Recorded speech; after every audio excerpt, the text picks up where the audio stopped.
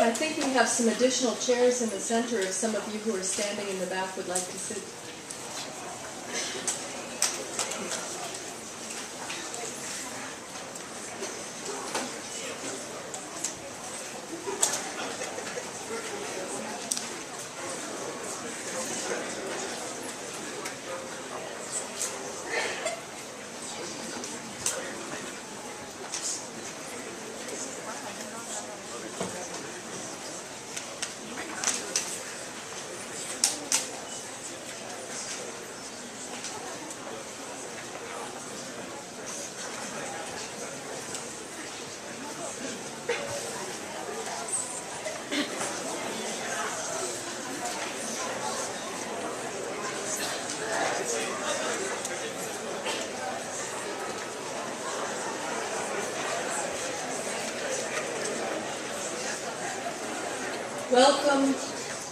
Welcome to all of you. Welcome, graduates in particular, of the class of 2012. Welcome, too, to your families, your friends, and to the School of Architecture faculty and staff members who have come to witness this important transition in your lives and in ours. You number 164 graduates at the undergraduate, graduate, and doctoral levels in 4 disciplines: architecture, architectural history, landscape architecture, and urban and environmental planning. In addition to your primary degrees, a number of you will be awarded minors in global sustainability or certificates in historic preservation, and a number of you will receive minors or majors in more than one discipline. This ceremony marks an important transition from one phase of your life to another. You came to the University of Virginia already having demonstrated that you're smart, hardworking, and talented. This is why we selected you to join our community. While here, we have helped you raise your own aspirations and given you tools to do so. As you leave, we hope you will put these lessons into practice and use them to create better futures, including your own and those of your friends and your family. In fact, much of what you have learned here, the design of buildings and landscapes, the planning of communities, cities, and regions, even the understanding of historic circumstances, are varied means to projecting toward or designing preferred futures. I'd like to call your attention to a few of the lessons we have sought to infuse into your education. We have surrounded you with accomplished people, many of them the best in the world, so that you could see up close what excellence looks like. We hope you have recognized in them a combination of focus, discipline, and in many cases, an extraordinary generosity of spirit. We hope you have realized that luck, if it plays any part in success at all, does so only in that, as they say, luck favors the prepared mind. We have helped you to prepare your minds and your spirits to recognize luck when it greets you by helping you to learn to work hard, to be humble when you succeed, and to be humble when you fail. And to realize that disciplined effort will, in time, turn failures into successes. We hope you have internalized these qualities and will now apply them as you make this important transition. I'd like to leave you with 2 further ambitions for your consideration as you move into that exciting phase known as the rest of your life. Both are well said by Mahatma Gandhi, and they are related. He said, "You must be the change you want to see." And happiness is when you think, what you say, and what you do are in harmony. My hope for you, and our hope for you, is that you will take the lessons you have learned here and use them to make positive change, to design preferred futures, and to do so through your being as well as through your work. Be the change you want to see. And as you do so, be happy. Align what you think, what you say, and what you do to be that change. In other words, live happiness. Your experience at the University of Virginia will shape your future decisions. As you reflect on the impact of this education and on your experience here, we hope and expect that you will decide to remain connected to the School of Architecture, no matter how far you venture or how close you live. You are about to become alumnus or alumni. Alumni are vital to our community, and it has been my pleasure as dean to interact with many of them. Our alumni are dedicated to the school, and their contributions are many and often unseen. Our alumni mentor students, sponsor lectures, arrange externships, share their professional and their personal stories with us. They keep us focused, and yes, they also contribute to the roughly 1,200 annual gifts the school receives each year, which go to benefit the education that you've received. You're about to join this talented community of alumni, and you will have the opportunity to enrich the experience for our students and faculty for years to come, to become part of that extended network I've described. As you give back to us, allow us to continue to engage you and to educate you. Read future issues of Lunch, including one that I think is available today.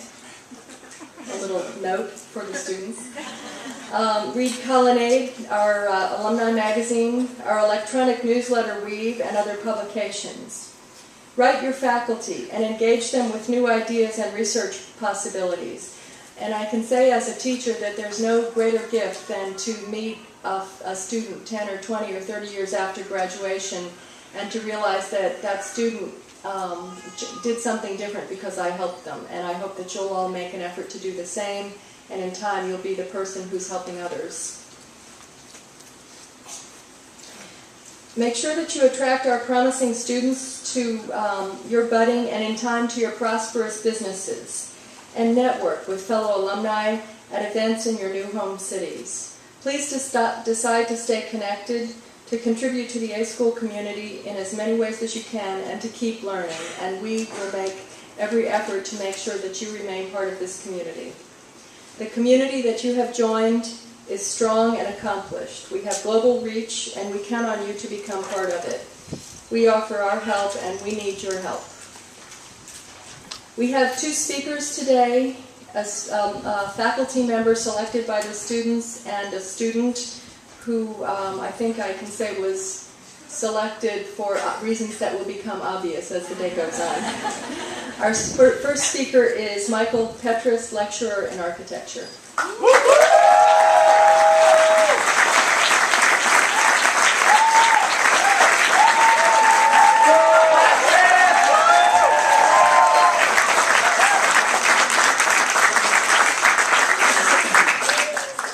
You guys look great.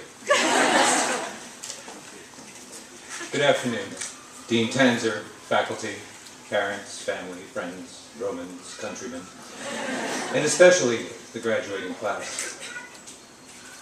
It's truly an honor to be asked to speak at your commencement.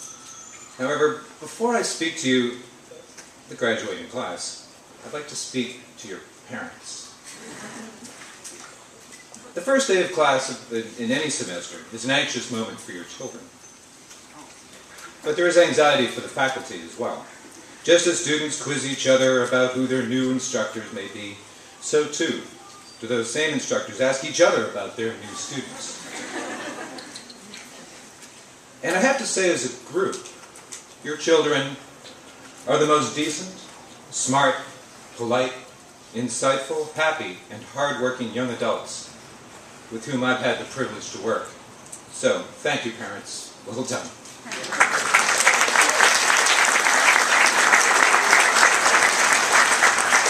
Now, on to you graduates. In the email I received asking me to speak today, two things jumped out at me that I'd like to share.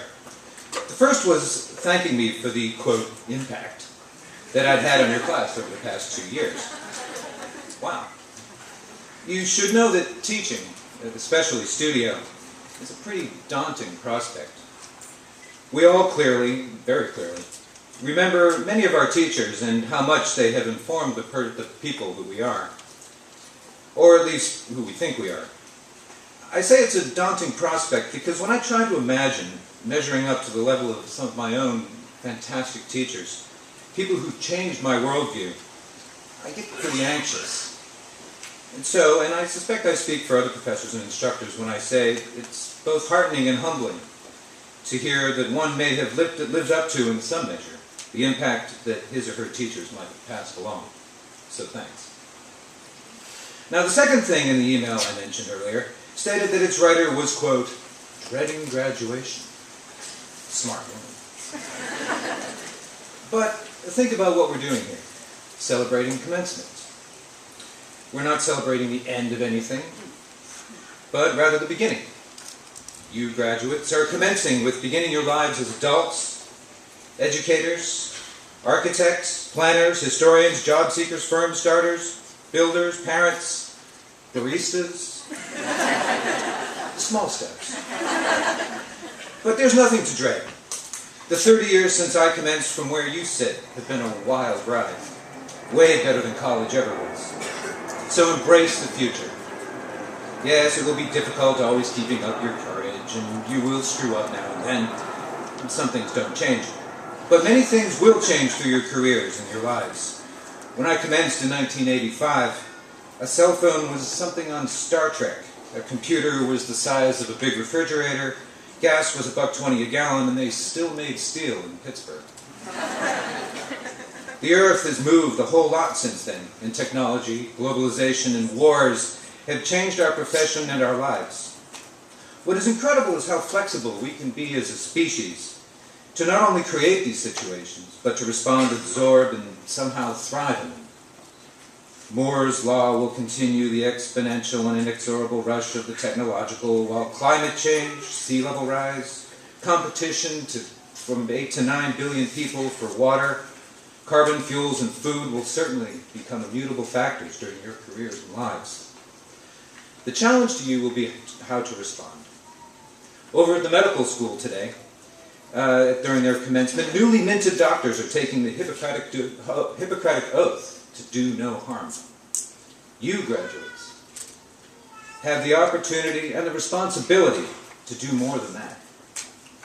You have the chance to act positively and change the way that we build our buildings, cities, and infrastructure.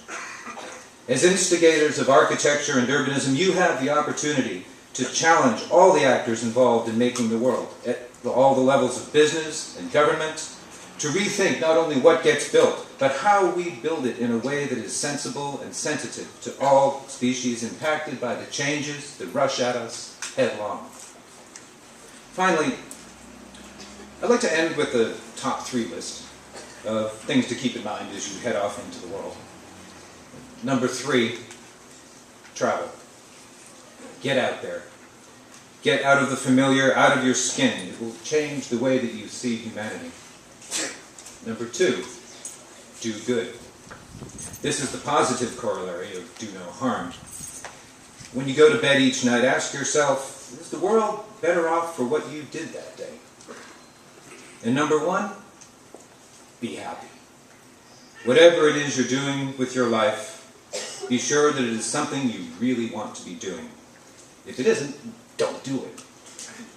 And of course, we all make compromises in life, but just remember that being happy doesn't mean that everything is perfect. It just means you've decided to look past the imperfections. Thank you for being such a great group to teach. Congratulations, and stay in touch.